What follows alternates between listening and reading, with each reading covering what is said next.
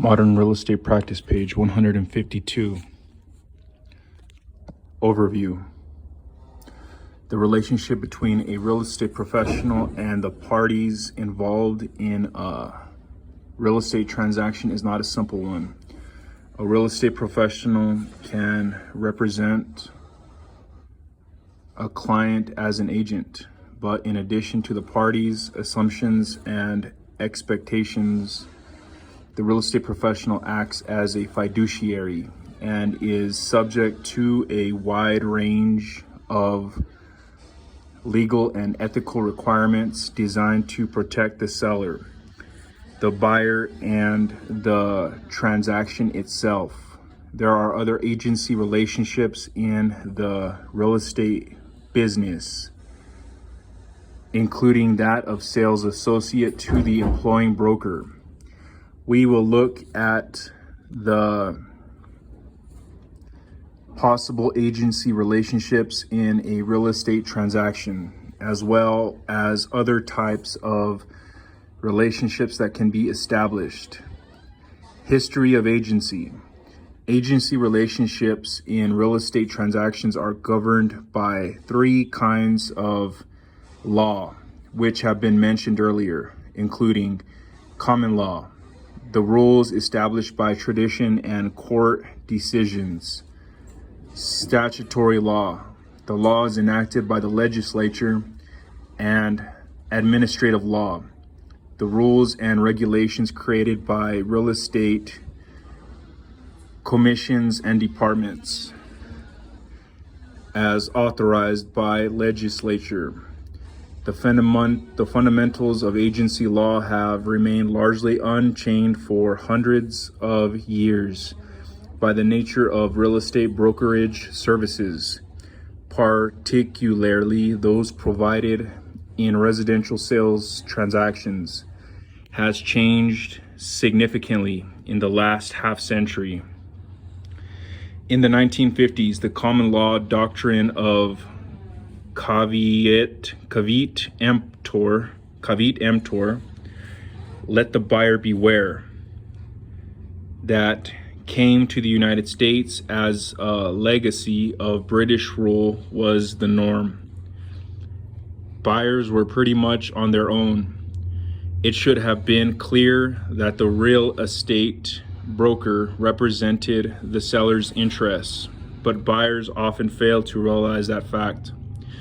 In the 1960s, the way that buyers and sellers were brought together in real estate transactions began to change. Brokers started to share information about properties they listed, which often resulted in two brokers cooperating to sell a property. The brokers formalized this exchange of information by creating the Multiple Listing Service, MLS. The MLS expedited sales by increasing a single property's exposure to more brokers and thus more potential buyers because it generated more sales. The MLS quickly became a widely used industry service, but one thing remained the same. Both brokers still represented the seller's interest. Because two different brokers would take part in a transaction, it was even less apparent to the buyer that the obligation of both was to work on behalf of the seller. While sellers benefited from this arrangement, buyers eventually came to question whether their interests were being protected. By the early 1990s, buyers began to demand that they be represented too. They came to expect not only accurate, factual information, but also objective advice, particularly in the face of increasingly complex real estate transactions.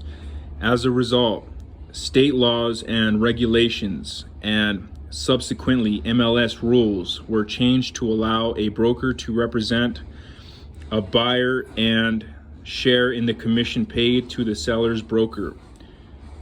Buyers have learned to view the real estate professional as the expert on whom they can rely for guidance, and a large percentage of sales contracts are now written by buyers' agents. Page 153. A real estate broker must comply with the laws and regulations regarding all aspects of a transaction, but an increasing number of brokers are choosing to represent buyers exclusively, just as some brokers prefer to represent sellers. In any case, brokers also must decide how they will cooperate with other brokers in compliance with the rules of the MLS. The relationship of a real estate broker and consumer may not be an agency relationship, and other forms of representation that are recognized by state laws will be discussed here. Even as the elements of real estate practice change, however, the underlying assumptions that govern an agency relationship remain intact. Those assumptions are discussed next. Definitions. The law of agency, whether expressed in the common law or statutes, typically includes the following definitions. Agent, the individual who is authorized and consents to represent the interests of another person in dealings with a third person. The sales associates of a real estate broker act as agents, representatives of the broker. In a real estate transaction, a firm's broker may be the agent of a client and will share the responsibility with the sales associates who work for the firm. As agents of the broker, the sales associates thus have the same relationship to a client of the firm that the broker does. If the broker is an agent of a seller, for instance, a sales associate also acts as agent of the seller unless some other provision is made.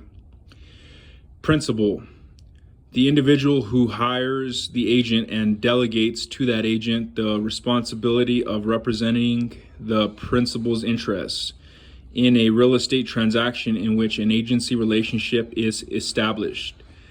The principal is the buyer or the seller or the landlord or the tenant. The broker is principal in dealings with sales associates. Agency, the fiduciary relationship between the principal and the agent by which the agent is authorized to represent the principal is one or more transactions. Fiduciary, the relationship in which the agent is held in a position of special trust and confidence by the principal.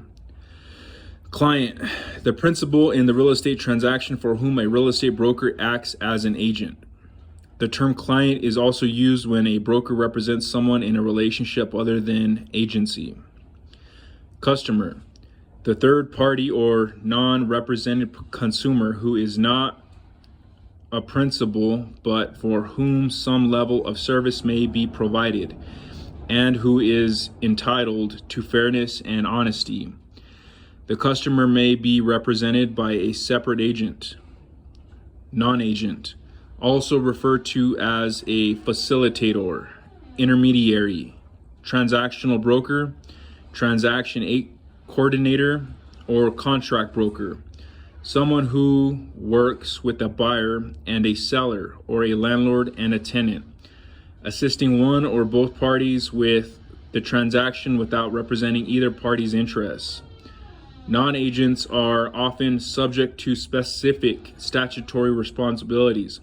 A broker may be considered a non-agent when dealing with a customer, someone other than the person the broker represents. An agent is a person or authorized to act on behalf of the principal in dealings with a third person.